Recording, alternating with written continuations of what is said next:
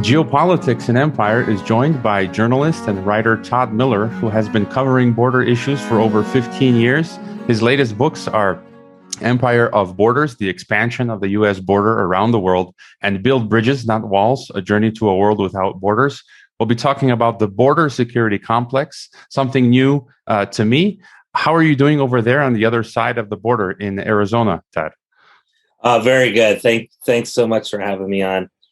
Yes, it's great to have you here, and I really enjoyed your book. I recommend it to listeners, and so that's what we're going to be getting into, talking about this border industrial complex. I'm sure my listeners have been well aware of the national security complex, the military industrial complex, and even the prison industrial complex. But somehow I never came across this idea of the border industrial complex. And let me preface the discussion with my loose idea on borders. You know, there's a part of me that says having strong borders is good to maintain law and order. Everywhere I've traveled to, from Central Asia, Russia, Europe, and the Americas, entry requirements were strictly enforced. But on the other hand, I've yearned for the world prior to the Great War of 1914, before World War I, where there were no passports, and I assume people were able to travel more freely. I like that idea. And so, one fascinating statistic you relate in your book is that only 6% of the global population boards a plane in a given year. One of the key themes running through your book is how borders are being fortified against the poor, preventing them from travel and mobility, while the wealthy have free reign to traverse the globe. One statistic you cite is the ratio of GDP per capita between countries having gone from 22 to 1 to 267 to 1. So I thought we could start, with your book, Empire of Borders. It's focused on the U.S. empire, border industrial complex, militarization of the border, and how we're not just talking about the U.S.-Canada, U.S.-Mexico border. This goes way beyond that, and that this is all bipartisan in nature, right? It's not just the Republicans, but the Democratic Party is equally invested in this, and something you talk about, the securocratic war, not of nations against nations, but of the global wealthy elite versus the rest of mankind. So start where you like.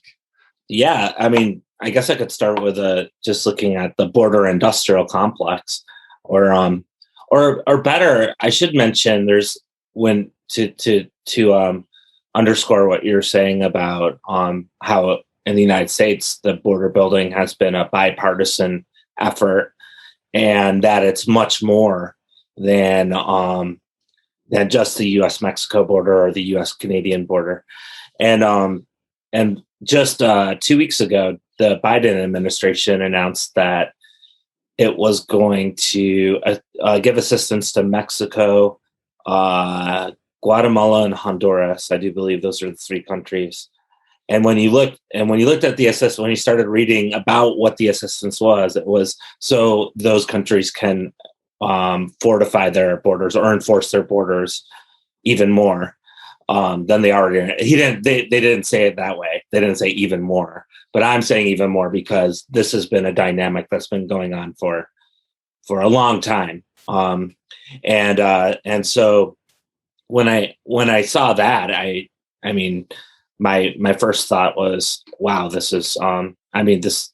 It wasn't even wow. It was actually not even that much of a surprise, but it reinforced the notion that the Biden administration, like the Trump administration before, the Trump administration got a lot of media and press for the wall, but very little media and press for the other things that it was doing around the border, including like building up technologies and expanding the border to other countries. And this was going on during the Trump administration. I guess it made some press when Trump threatened Mexico, for example. I think it was 2 years ago with tariffs if Mexico didn't do more enforcement of its southern border with Guatemala, and so that was almost like, oh, the cat's out of the bag. You got to see what usually happens under the table.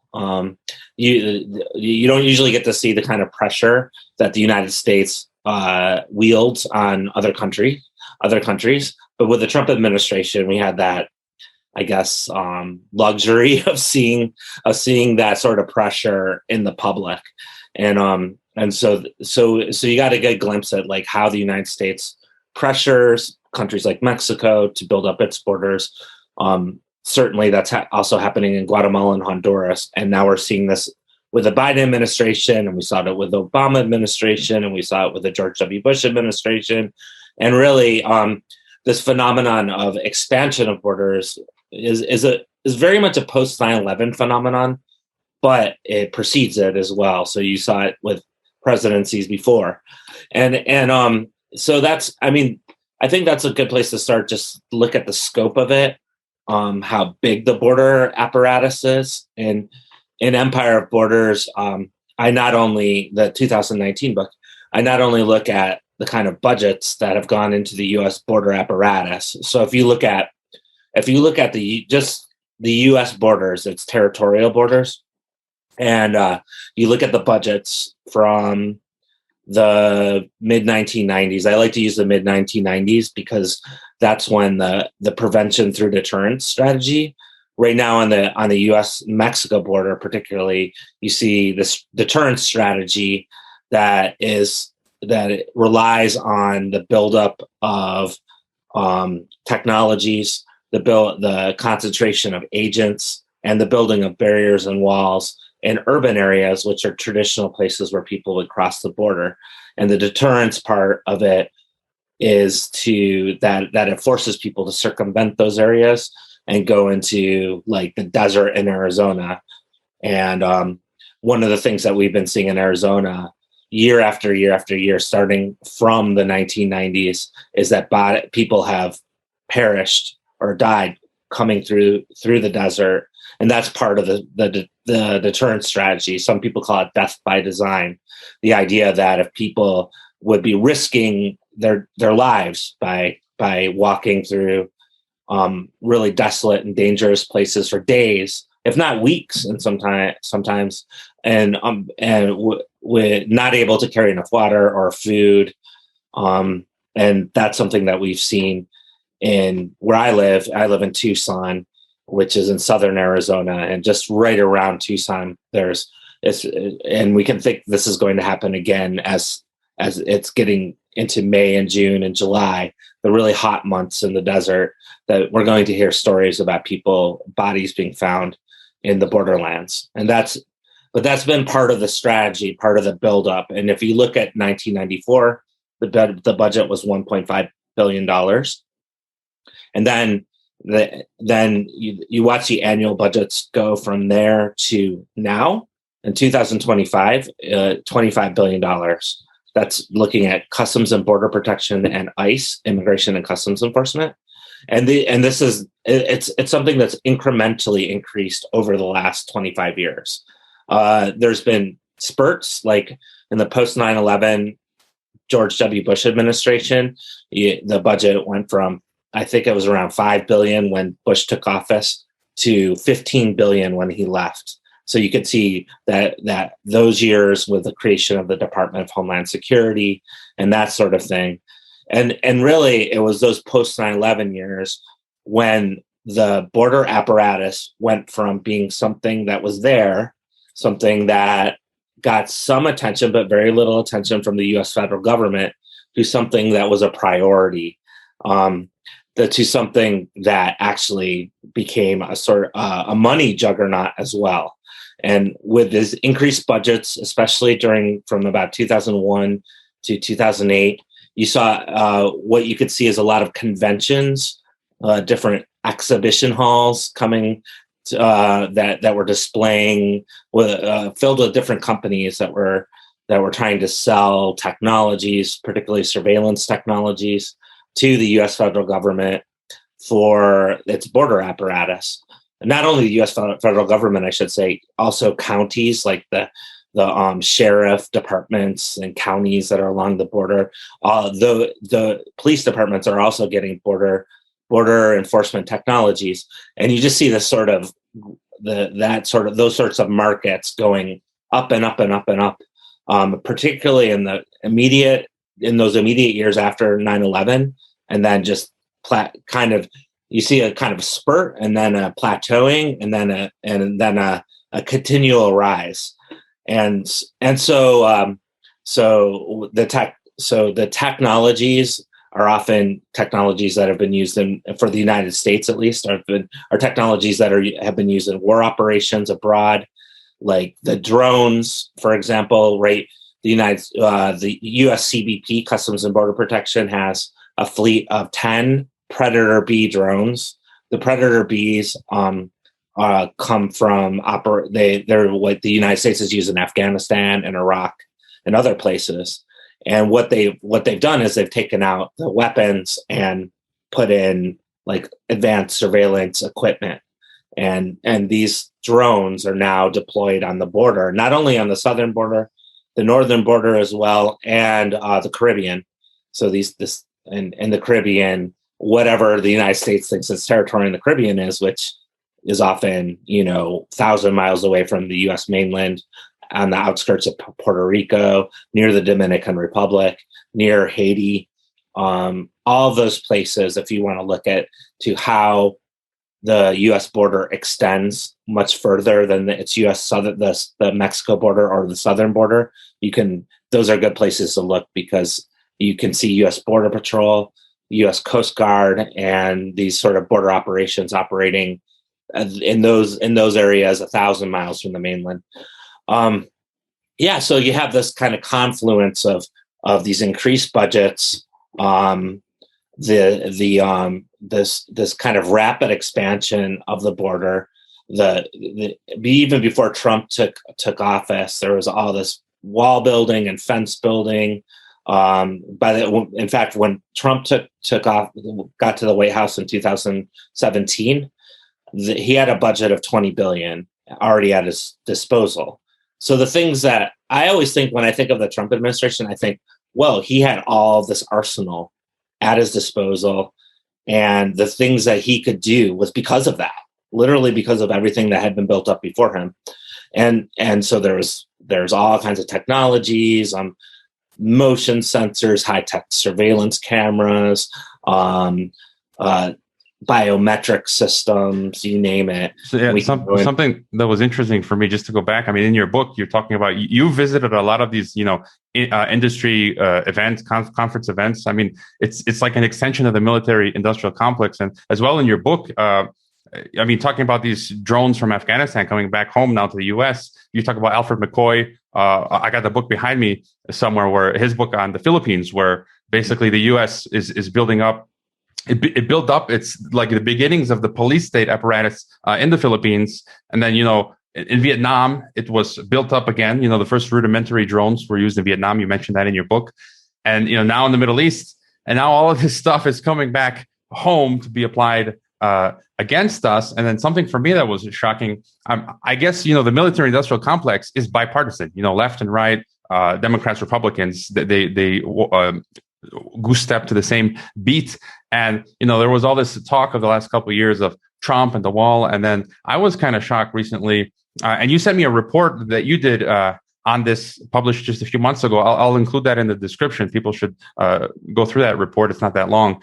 But basically how, we had this idea of Trump putting up this old-fashioned wall. But now under Biden, as you said, this was there the whole time. But now, under Biden, we're having this, they're doing this high-tech surveillance virtual wall with smart borders, drones, AI surveillance, all of this crazy stuff. And so, and I was reading yesterday, I think that the Biden administration spent $3 billion on these migrant centers. I'm not following that so closely, but I mean, basically it's not a left-right issue. It's just this huge complex that's, building up this security state. Yeah, but it's presented as a left-right issue, right? I would say in the United States speak, a Democrat, Republican, because some people that would say that they're lefty in the United States probably wouldn't be in agreement. But it's presented in this, and the 4 years of Trump, it's like, oh, we have to get a Democrat in office. Because all of this cruelty, or what we're seeing on the border, the brutalization of people that we're going to see on the border, will stop, and could be anything be further than the truth. And it takes a certain, it actually takes ignorance, like an ignorance of how this thing has been built up. And unfortunately in many of the media narratives, and as you can tell, you can probably see me shouting at the radio or something like that. But it's presented in this way, and you don't get the basic strategy of the border, the prevention through deterrence. You don't hear about the beginning operations of it in the 90s under the Bill Clinton administration, Operation Gatekeeper, Operation Safeguard, Operation Hold the Line. You don't see like how the budgets during the Clinton administration tripled. It went from 1.5 billion to nearly tripled, 1.5 billion to 4.2 billion. You don't even hear about the George W. Bush administration that much. And the post 9/11 era is really just a game changer as far as the money faucets opening up, and this buildup that we've seen. Like where I live is a war, in many ways is a war zone. It's treated like a war zone by the practitioners. There's checkpoints everywhere. There's surveillance equipment everywhere. There's a sort of profiling that's done by Homeland Security officials and the Border Patrol. You don't know if you're being watched. It's like Michel Foucault's panopticon, right? You're there. You know that there's all this stuff out there. Am I being watched? Am I not being watched? Why are all these cameras like pointing at my car on the side of the highway? What is what are these biometric systems? And so it's something, it's just built up, and it's like a whole system unto itself. And that's what I think. I mean, although of course there's differences. You don't want to say there's not a difference between a Trump and a Biden. There are differences. However, what Trump might say that he's going to do explicitly, Biden will do a variant of that, and not say anything about it, right? And so it's so what we knew was happening under the Trump administration, you don't know is happening under the Biden administration. And since it's put in that sort of narrative, this kind of mainstream assumption, I guess, is that there's nothing happening. And then one final point on this is that turned from this idea of the border wall to technology. And the technology aspect of it is always put in, oh, it's more humane. Oh, it's more this, it's more that. Oh, it's a smart, all these really nice adjectives. It's a smart border. And really, when you look at what the strategy is, the deterrence strategy, look at what's been developed over 25 years, and that's a border wall system. The border wall system has three components to it, and that's the wall, but it's also the agents, and it's also the technology. The technology is a part of it. So what the Biden administration is saying that they're developing is a part of the same thing that the Trump administration was saying it was developing. And actually now knowing what I know, like doing all these reporting on it and going into all these conferences and learning about all these technologies and pretty in-depthly, I would say it's worse, right? You have these cameras that can see 7.5 miles away, ground sweeping radar with a radius of 13 miles, the drones that we just talked about, these facial recognition. I get, like, I have these flat, you go through a checkpoint and something flashes in your face, and I've said, is that facial recognition? I know you all are deploying it, and they'll say, no, but but now they're admitting to it having in the ports of entry, so this idea of your face being associated with a data in a database and all of that, the stuff that really Orwell wrote about, and it's all, and that's, but instead of really thinking about what all this is, it's like, oh, this is a humane way to enforce the border, and it's just a trick. It's a rhetorical trick, I think, and so it fortunately works because you see a lot less focus on what's really going on. Yeah, I wanted to maybe to delve deeper and see how this applies far from the U.S. Border. Maybe taking Mexico as an example. In your book, I mean, it's crazy. You write how the Customs and Border Patrol and so many of these other U.S. agencies are working all over the world, like in dozens and dozens of countries. They've got offices all over the planet. So it's not just, the US, Canada, US, Mexico border. I mean, like, what are they doing on with all of these other countries around the world? Maybe we could look at Mexico to start. And you were writing in 2015, Mexico, for the first time, deported more Central American migrants than the USA. And a lot of what Mexico is doing with its borders is U.S. directed and funded, as you said. And you write that Mexico has been hired by the U.S. to protect the U.S. border from 1,000 miles away. In the past, I've interviewed people like Jefferson Morley, whose research has revealed that a number of Mexican presidents have doubled as CIA agents. We have the declassified documents on that. We know a large part of the financial system in Mexico is controlled by, Wall Street or Washington. And then, you mentioned how NAFTA has done away with parts of the Mexican Constitution. So, to what extent do you feel Mexico, for example, is a subject of the U.S. empire, at least in terms of border policy or other issues? How much sovereignty has Mexico given up? A ton. It seems like really quite a bit. And you can look at it so many different ways. That what you just mentioned about the Constitution, like changing the Constitution, like the Article 27, I think that's the most famous modification that protected communal lands in Mexico. Having those sorts of shifts to make way for the North American Free Trade Agreement, which is written by 500 corporations, and really setting the rules for these corporate entities to determine, again, what borders really like. It's really an open border policy for a certain subset of people, mainly, and institutions, and mainly the idea of corporate business that can then fly over the border at 35,000 feet and not worry about any sort of border patrol.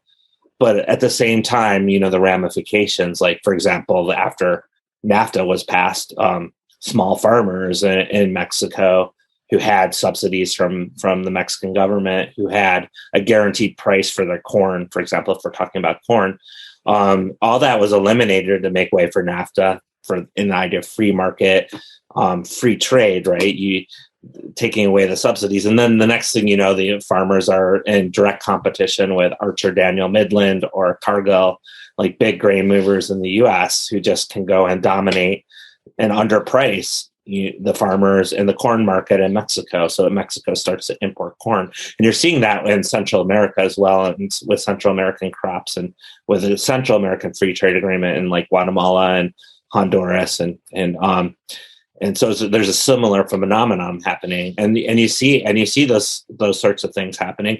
And one of the most interesting twists to this is then there's a connection with people being displaced, like the small farmer who can't make it anymore, who then, like, say you're from a small community in Oaxaca, and then you end up going to Oaxaca City to work, or you go to Mexico City, or you go to someplace else. A lot of people in Oaxaca go to the north and end up in Baja California or Sonora, or of course, naturally, then you end up going to the United States. And you see this similar things happening in Central America, where there's one part of it that's being focused on a lot, and it's like, oh, there's a problem of violence and rampant gangs, and that sort of, which is happening, of course. The problematic part is that it's just kind of presented with very little context, and the other factors that are really driving displacing people really in places like Guatemala, such as economic policy that's just marginalized so many people. The majority, right? The majority. You have so many like people that depend on their harvests, that live in the mountains of Guatemala or in various places, and then on top of that, you have these droughts that are hitting pretty fiercely, that are connected with global warming. So if a farmer loses their harvest, it just becomes a crisis. It really becomes a crisis. And then at the same time, like this, you're seeing like demographically, there was when you look at people coming to the United States, there was in the post-NAFTA years, there's a great rise of Mexicans crossing the border, and then it kind of plateaued and went down around 2005, 2006, 2007. So there was this 10-year, I think it was really historic immigration coming from Mexico to the U.S. But then all of a sudden, it went down for Mexico, but started going way up for Central American countries, and that's when you start seeing, like, when you look at the kind of extension of the U.S. border, to, like, for example, in the Mexican Guatemala border or Mexican Belize border, that it's been happening. It's happened before the 9/11. Like, you could go back to points in history, such as when the civil wars were happening in Central America in the 1980s, for example, and tons of people were fleeing. And the INS, which is the Immigration and Naturalization Service from the United States, was like putting a lot of pressure on Mexico to enforce its borders. So you can see the idea of it, even though it wasn't sustained, happening, even 3 decades ago. However, what happened in the 9/11, after 9/11, was it just became a part of the strategy. It really, this idea of pushing out the border, extending the zone of security, or externalizing the border. However, I've heard the officials will use many different parlances or many different terms. That sort of thing, it just really started happening with regularity in that post 9/11, and you could see it in Mexico. That was almost the first place. Like the Plan Sur, where that came out of. It was during the Vicente Fox administration, and there was a lot of talk of the Plan Puebla Panama, which of course had a lot of U.S. corporate interests, and this idea of Plan Sur, which is to build up the Mexican Guatemalan border. That you could see that.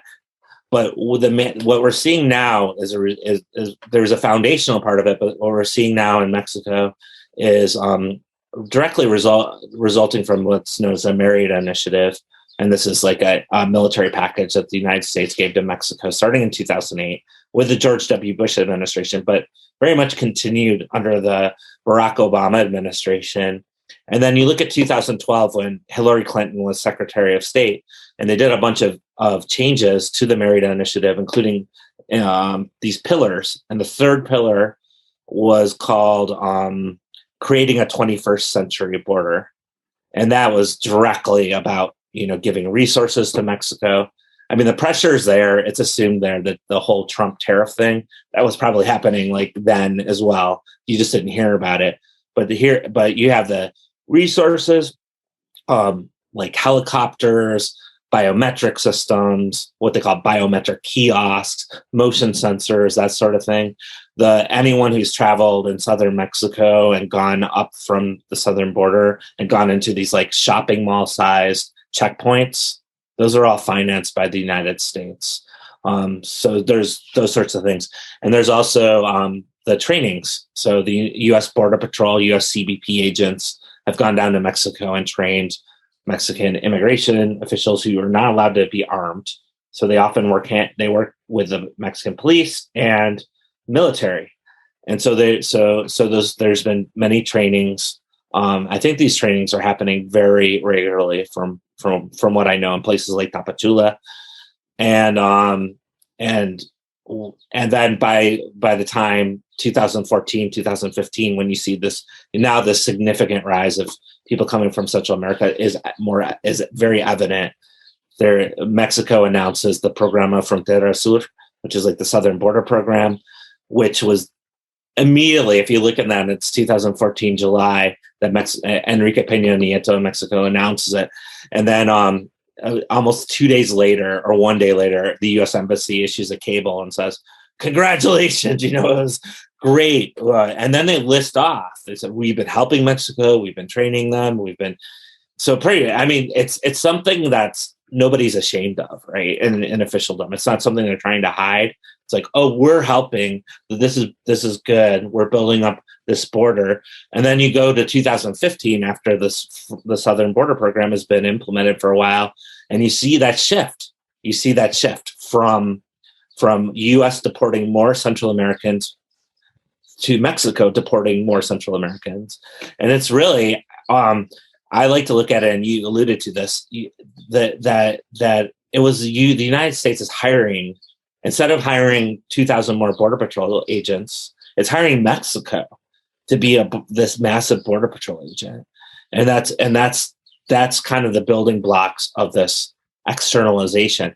And the other part of it is it doesn't just stop in Mexico. Now you're seeing it go further and further and further. But that's basically where we're at, and it just continues to be more and more built up to this day. Yeah, we're starting to see now in Mexico all these laws being passed, biometric stuff. So soon you have to register your biometrics, nationality, home address, ID number to use the SIM card on a mobile phone. Just 2 months ago, they turned on geolocation for banking apps, so you can't access your bank account unless you turn on geolocation. So all this stuff is coming in. For me, one of the biggest takeaways from your book that I find, you speak of something kind of frightening, how since 1989's fall of the Berlin Wall, we've gone from 15 to 77 border walls around the world, and the creation of this global border system. And this seems to gel with a lot of what I talk about on this podcast with other guests. This idea of globalism, of this like a global technocratic control system. It's like this global fascism in a sense, this growing global police state of these, where it's just money that's concentrated at the transnational level with these corporations, and it's the rest of us. We've heard like Davos and Klaus Schwab and the Great Reset kind of alluding to this. And just to quote from your book, you write that border security was between the transnational elites and the rest of the world. The harmonized global border system was not necessarily attached to the nation state, but rather to the global economy. The elite world was not beholden to the flags of individual countries, but rather to the banner of Walmart, Boeing, Google, and the power structure that sustains such corporations. Nation states serve to confine and control the masses. You talk about how mining corporations are using the border security complex against native population. So it's basically like the global north, keeping the global south down, where the global elite, people who have money, can travel. And then, the rest of us, we're in this caste system where we can't move. And it seems like it's becoming global, as you say, it's expanding. And so could you talk a little bit about that? Well, I think when I went into writing Empire of Borders, I was just looking at, the U.S. and the U.S. expansion of the border, but like oftentimes when I write a book, there are like major epiphanies that happen while writing the book. Things that, I didn't know I would discover by going into this. And the thing about this particular book that was a major realization was exactly what you're talking about. And I remember when I had it, I went to an international summit on borders, and it was in Washington, D.C. It was pretty much put on by Customs and Border Protection.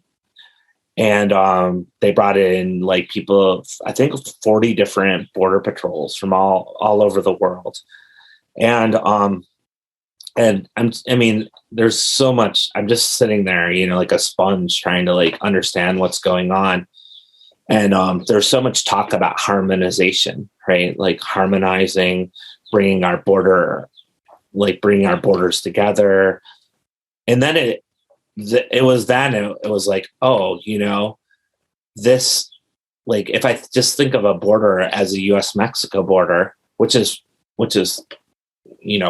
I guess it's logical to think that way. And of course there's a degree of, like, you're correct to think that way, but at the same time, it's just one part of something that's much bigger, that's something much grander, that's something that's much more global.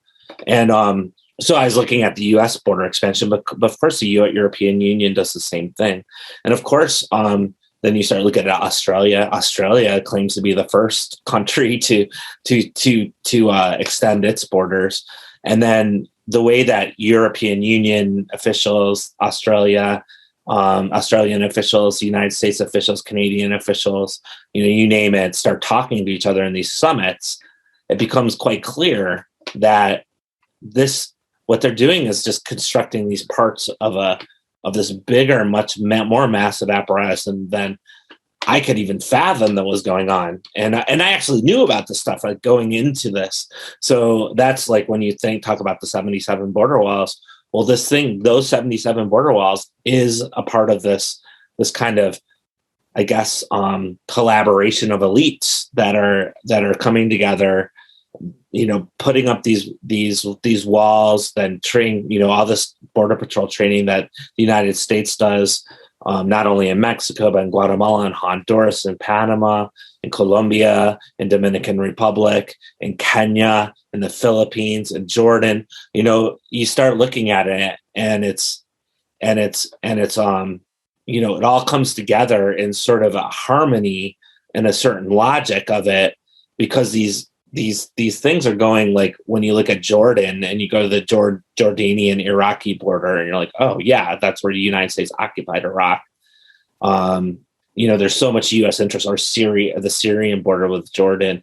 You just like start seeing the kind of logic of it, and because like I started imagining it as a scaffolding, right? A scaffolding of these many border systems that keeps a system in place, a globalized system, maybe the global economy in the sense where certain small portion of people keep getting richer and many others keep getting poorer, right? A global economy that's produced 2,200 billionaires and who have more wealth than 4.6 billion people.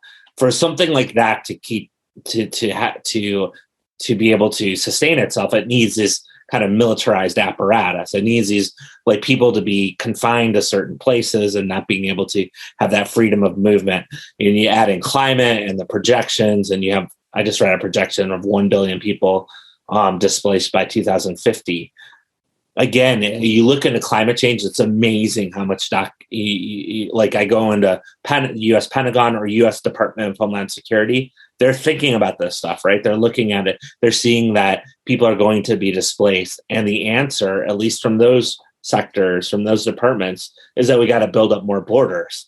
So the idea that having like controlling, knowing that people are going to be displaced, knowing that there's these vast amounts of inequalities, but then understanding for this to keep going, we have to have this kind of global border apparatus that then kind of attempts to control, movements of people, divide people, and keep the kind of status quo intact.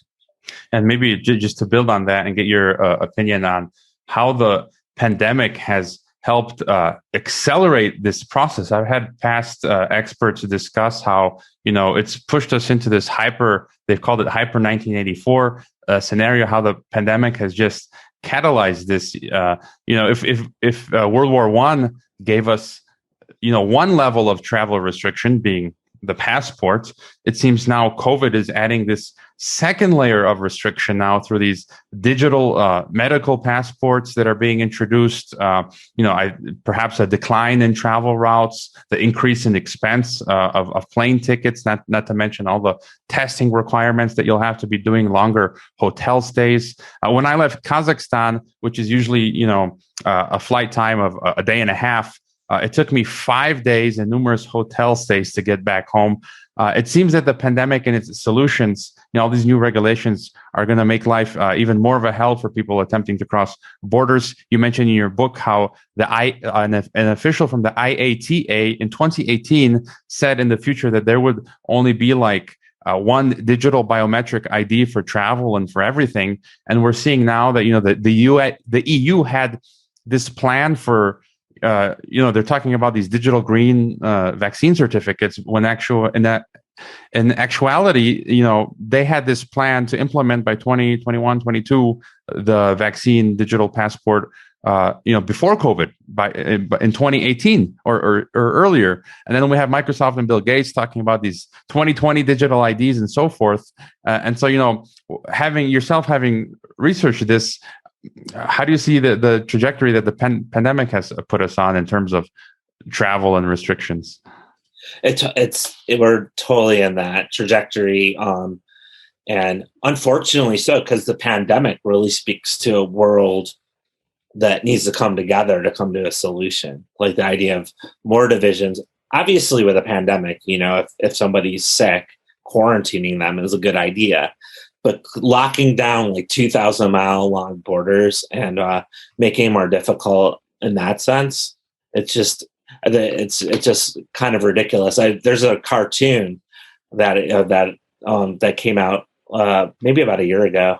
It's just when the pandemic was first raging, and had this general, and he was at a border wall, and he had missiles coming out of it, and he was looking intently, and his kind of sidekick had binoculars, but was looking up and seeing the coronavirus, like a picture of it, just float over, right? These ideas, in other words, these ideas of militarized borders, the cartoon kind of says it all.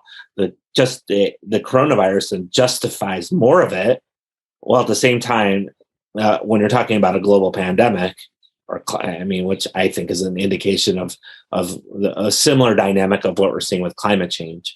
But you start looking at a global pandemic, it's just that whatever the militarized border, it doesn't even matter, right?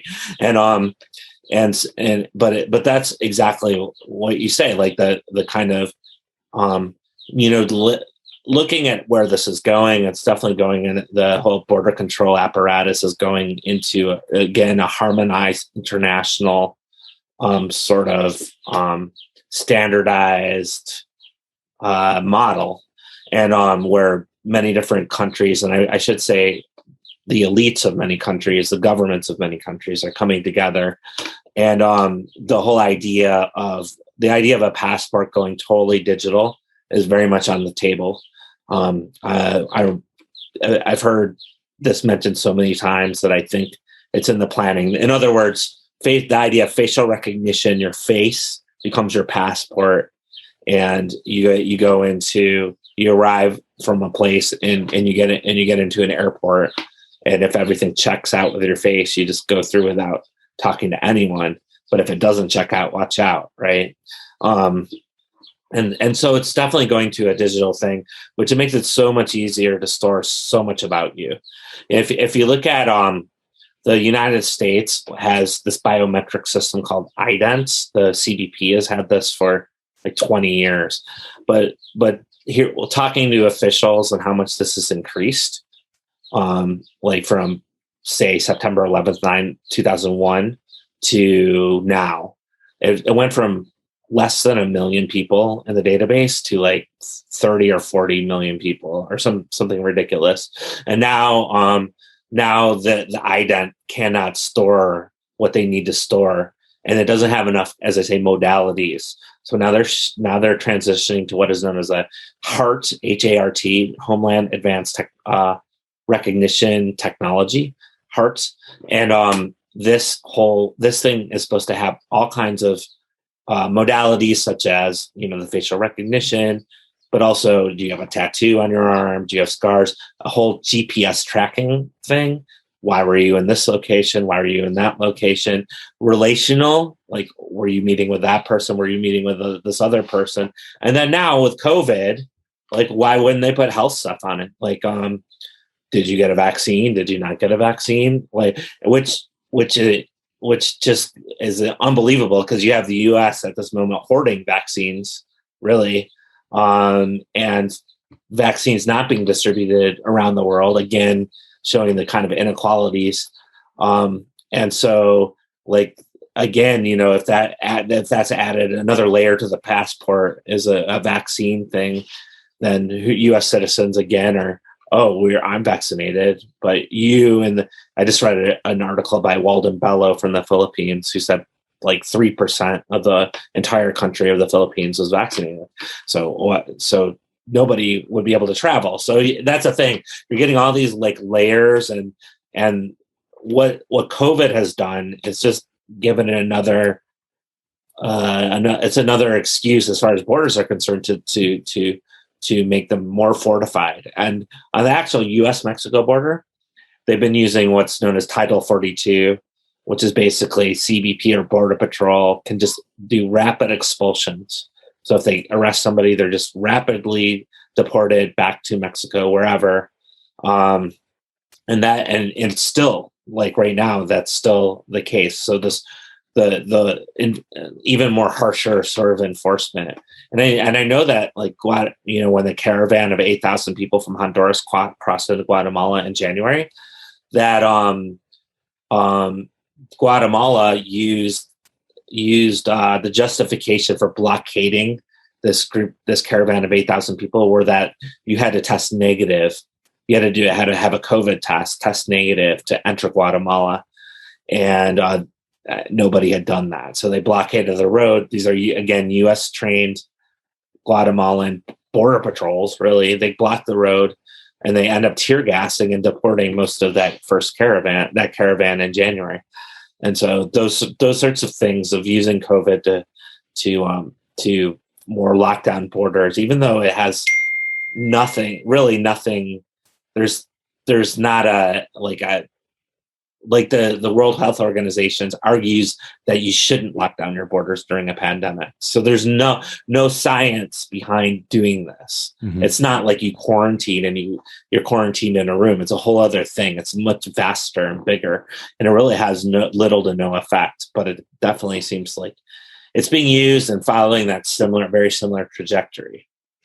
And finally, just to get any other points that you want to make, perhaps solutions. One listener sent a question and asked, do you think, because you mentioned the main problem is economic, right? These corporations came into Central South America and other parts of the world and destroyed the economic system and impoverished a whole bunch of people in their own native land. And so now these people need to go find work and move north. So the listener asked, do you think like a type of Marshall Plan for Central America would help? And what other solutions do you propose, or answers to some of these crazy border policies? I mean, if a Marshall Plan is the problem with plans and assistance, especially coming from the United States, there's a whole history of like USAID assistance that really goes to reinforce kind of U.S. influence or even U.S. empire in places like Guatemala or Honduras. And so like a Marshall Plan could be effective, but I think it would have to be like even designed in such a way that I would say that local people should be making the big decisions, because it's always people in communities that know what they need. It's like if I always think like one of the things when we're thinking about the borders, I think like the border itself. If you think of the U.S.-Mexico border, it's this quote unquote solution to a problem that's often thousands of miles away, and the actual problem is really not being addressed. And then the actual people who are displaced are not even being talked to, right? It could be like, the person coming that leaves Guatemala, for example, because of a host of reasons, economic marginalization being one of them. Maybe there's a mine, as there's hundreds of them all over throughout Guatemala, or maybe the harvest, the droughts came in due to the changes of the climate, or maybe it's a host of all these different problems just coming to a head, and you just can't make it anymore. And when you start hearing those sorts of things, then it seems like a Marshall Plan in that sense that was locally driven, where people were being really listened to what their needs are. I think that could be really helpful. You could look at also, when you look at Mexico or Central America, or so many different Iraq, or so many different places around the world, and the idea of reparations, like why, if you look at like U.S. policy, and its dire effects in places like Guatemala, the United Fruit being almost foundational to that, and the CIA instigated coup d'etat in 1954, and the military dictatorship that followed, and the 200,000 people slaughtered that followed by the time peace was arrived in 1996. And then peace was implementing kind of a neoliberal economic system, which then favored the big corporations like United Fruit again. and you look at that, and you look at the kind of and the military assistance that the United States gave Guatemala, the military training that Guatemalan generals got. I'm just using Guatemala as an example. And you see this kind of destruction. And if you're going to think ethically, right, if you go to ethics, then it would seem like instead of building a big border wall, pressuring Mexico to build also a big border enforcement apparatus, pressuring Guatemala to do the same thing with Hondurans, that there might be ethically, it would seem that there's a sort of responsibility to having at least, I don't want to see totally creating, but having a huge impact in places and causing damage and devastation and destruction.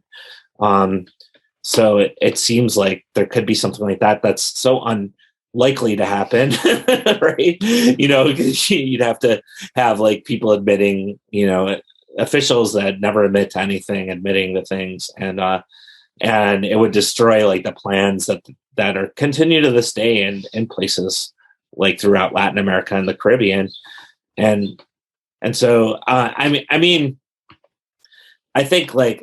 think what's happening now is that in the United States is that it's just an automatic with the border.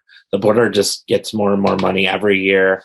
There's really no public debate about it. There's an appropriations debate that happens usually behind closed doors. This is where this border industrial complex becomes really prominent. Like the big companies go in and have their say with key Congress people, key people in the appropriations committee, and then the border, immigration, everything gets more money.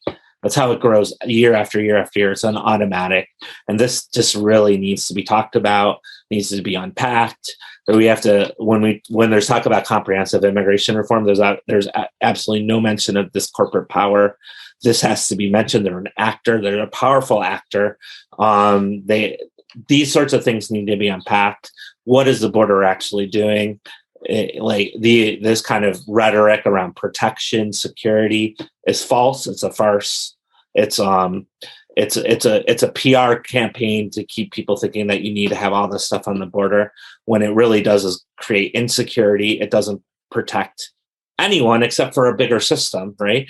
And so those sorts of things need to be unpacked. Ideas of what security really is, or human well-being, and really honest assessments of what the threats are to humanity at this time, which like climate change, for example, or something else, or inequality, or those sorts of things. Those assessments, then you can say, okay, how do we deal with this as a globe? And right now, that's not being done. Like there's more divisions being sown. There's less. The inability. Another part of the border thing is that you have the inability to organize effectively with people across the border. And where I live in a border state, it's ludicrous, that I can't easily organize with people in Sonora. And we're talking with different governments. We're talking, it's just set up so people with very common interests can't be organizing together. And I think, those sorts of things need to be talked about. And then finally, I did a calculation that of all the money that went to CBP and ICE since 2003, and it was $322 billion. And you think about that, and you're like, how can this better be spent? We know the results of this. We know what's going on. We know that there's companies profiting from this, but wouldn't this be better spent with clean water, whether it be in Flint, Michigan, or in Guatemala, a community in Guatemala where a mine has contaminated their water supply, or in Zacatecas, or another place. Couldn't that money be just better spent, even in terms of human security, human well-being, and even in such ways that could alleviate suffering, or not make less sharp the reasons that people would feel the need to migrate, and that sort of thing. So I think what needs to be established is kind of a twin pillar. I think a freedom of movement is really essential, especially given the projections of people being displaced in the future, and then also a right to stay home, a right to be able to stay home, because most people don't want to, most people don't. It's a really tough decision to leave and to go and to cross borders and to risk your life. And a lot of people wouldn't want to do that, but it's almost feels forced. And so like those two kind of major things, I think, would be something to aspire to. I say aspire to because if I were to go out to the streets right now and say this is what needs to happen, like nobody would say, okay, we got to take down the border right now.